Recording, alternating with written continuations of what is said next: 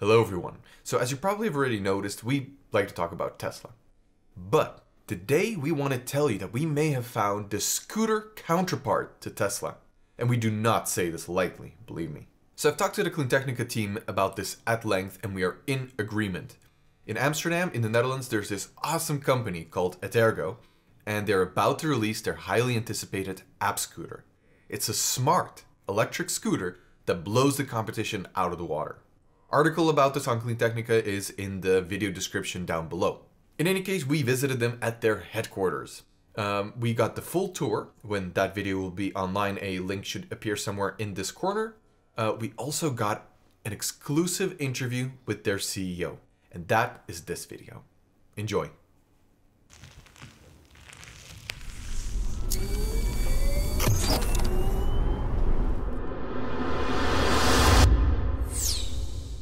So thank you so much for agreeing to this interview. We've heard a lot about Etergo and we're really excited to be here and see everything in action. Yeah, well, very welcome. Yep. Could you maybe start by introducing yourself? Sure, yeah. My name is Bart Jacobsz Rosier, so I'm one of the co-founders and CEO of Etergo.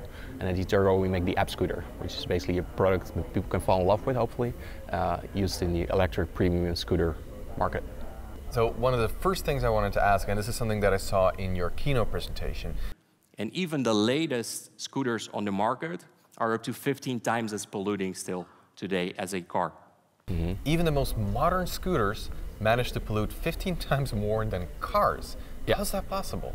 It seems, I mean, a scooter, it seems like such a light vehicle, like just propelling a person shouldn't be that hard, right? Yeah. Why does it pollute so much? Yeah, it's partly physics and partly regulations. So cars are a lot bigger, but they have stricter regulations, so they have to adhere to Euro 6. And only recently have scooters moved from Euro 2 to Euro 4. And on top of that, it's a smaller engine. Smaller engines are less efficient, so they create more pollutants. Mm-hmm. Yep. And as this is an electric scooter, one of my first questions immediately was, does it have regenerative braking?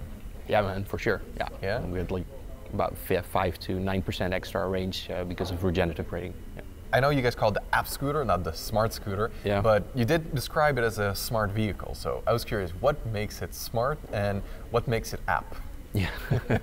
So basically what makes it smart is like it feels like a natural extension of your normal life. So through your smartphone you can connect it through Bluetooth, any kind of smartphone, to the cockpit, and with the handlebar controls you can use it for navigation, to run apps or remotely control your phone, which makes you get calls and run music.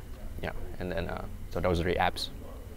It makes it a lot safer as well, because most people that do this, they don't have two hands to brake anymore. So you put it in the glove compartment and you can charge it. So you guys started out with 2 people, very quickly expanded to 4, then 10, 20. At last count, you guys were at something like 40 or 50. But when I look around at your office, it's really cool, by the way. This open space is really amazing. Thanks, man. What have you guys grown to? Like, how far are you? I think right now we're about 80. Yeah. 80 already? Yeah. Wow, that's, you guys are growing pretty quickly. Absolutely. How quickly are you guys planning to grow? Yeah, we're working on another funding round. So based on that, will determine our speed of growth. But because you guys just finished a funding round on Friday, right? Yes, we did. Could you tell me some more about that? Yeah, we just closed like €4 million through the crowd. Yeah, more than. What does that make in total now? 21 point something. Yeah. Wow, you guys are. Of which like is 11 point something is like from the crowd, so we have a lot of support. And yeah, a lot of people are really enthusiastic about the AppScooter, and seeing the prototype, the product, I'm not surprised. Yeah, we're very grateful, man. We're very grateful. Yeah.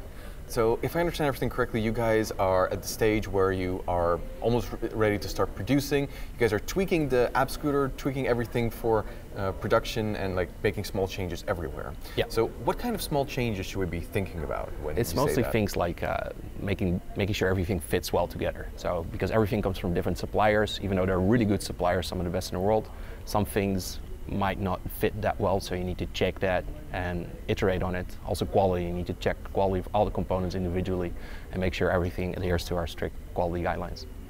Yeah, it's many iterations. And as for volume production, what kind of volume yearly are you looking at, and how soon can people start to how soon will people start to receive their AppScooters? Yeah, it's a good question. So I'll answer the last part first. So like basically, because that's what all customers want to know, is pretty much. First question. So first customers will deliver to, we will be in the Netherlands, will be probably about March, April. And then the second batch will be for Germany in Q2. And then Q2, Q3 will be launching the other countries in Europe, one after a time. Yep. But it's important that all the infrastructure is there so we can do servicing there and deliveries there. Because you actually mentioned servicing before, and I'm kind of curious, when you say servicing, what should we be thinking of? Like what kind of service does the AppScooter need? Yeah, like it's a lot less than a petrol scooter, so you need about 1/3 of the servicing done with a petrol scooter. And it's mostly like wear parts that you need to, at some point replace. So like these are brake calipers. You need to replace them at some point because they just wear down, because that's how braking works. And you guys with your AppScooter, you have over-the-air update functionality. That's really awesome. And I was curious, what kind of features should we be expecting within the next couple of years? What should we be looking forward to? Yeah, man, we can expect some, maybe some, some hidden features in there. But yeah, it's going to be mostly like optimizing. Easter eggs? Maybe. I'm not giving away any surprises. Cannot confirm nor deny the allegations. Okay. Yeah, but first, I really like over-the-air updates, and it provides us the way to give more value to the customer. So you can improve your battery management because you get a lot of big data. You can make it a little bit more efficient. Motor control algorithms, everything we can update over the air. But also simply the functionality into the cockpit. So the amount of features available, the way you connect it to a different smartphone, but also different apps eventually. Yeah.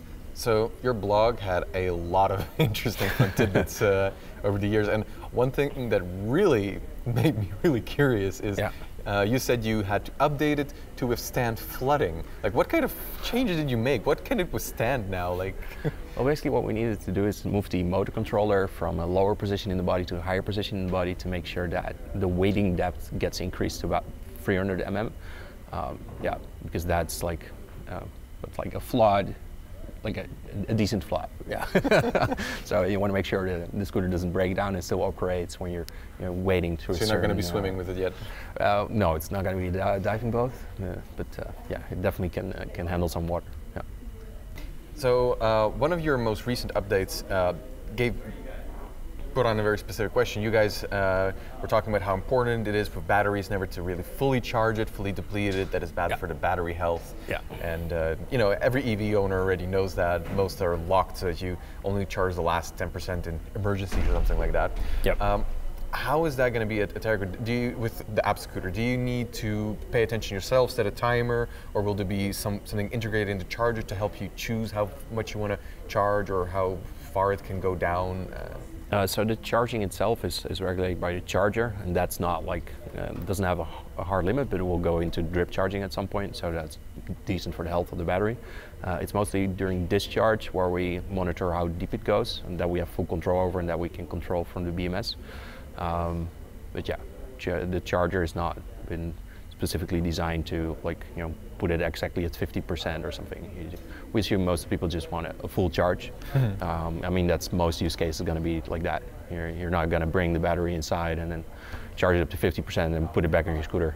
It's like a waste of effort. So we don't want to force people to become like robots and have to think like I need to charge 50% now, and then you just want to charge it as full as you can get it, and then if you have less time, it will be less full. Do you really have different motor configurations for this, or is it just something that's limited by software? Maybe something that can be changed later? No, we'll definitely have different motor configurations because it's the amount of material required in the motor, which is actually quite expensive. So you want to make sure that somebody has a smaller motor actually can pay less for that motor. So it's like we have 3 motor configurations. Here's a funny question from the configuration. Why do 3 battery modules equals 7 kilowatt hours instead of 6? So basically you're relating like the one module, like 2 kilowatt motor. One module can actually provide more than 2 kilowatt hours or 2 kilowatt motor capacity. But with 3 you can actually get to 7 kilowatt. So it's something like 2.3 or something like that? Yeah, something like that, yeah. But we didn't want to build like a 2.3 kilowatt motor. Yeah, it makes sense. That makes a lot of sense. So the smallest speed version is limited by the motor, and the 4 kilowatt is limited by regulations because if you go above 4 kilowatt, then pretty much you need to make it a motor scooter.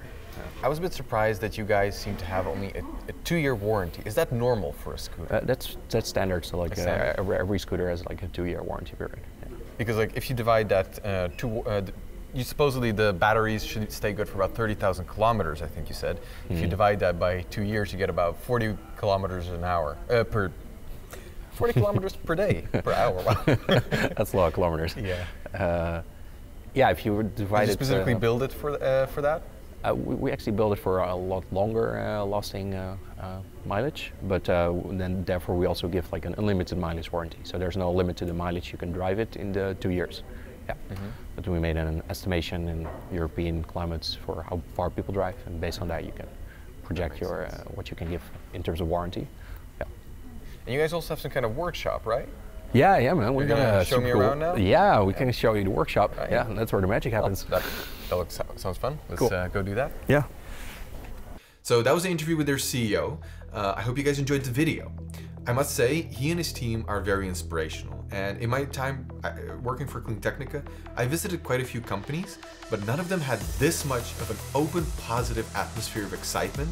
I mean, that was unparalleled, and I definitely want to commend them for that. In any case, if you want to find out more about the AppScooter, make sure to check out our article on CleanTechnica.com. The link to that is down in the video description below. Also, make sure to watch our workshop tour. When that video is online, it'll be right there. Did you like this video, and do you think more people should see it? Then please give this video a thumbs up. Also, in case you haven't yet, make sure to also hit that subscribe button, because that's how you get to see this video before anyone else does. Other than that, I wish you guys a wonderful day, and till next time. See ya.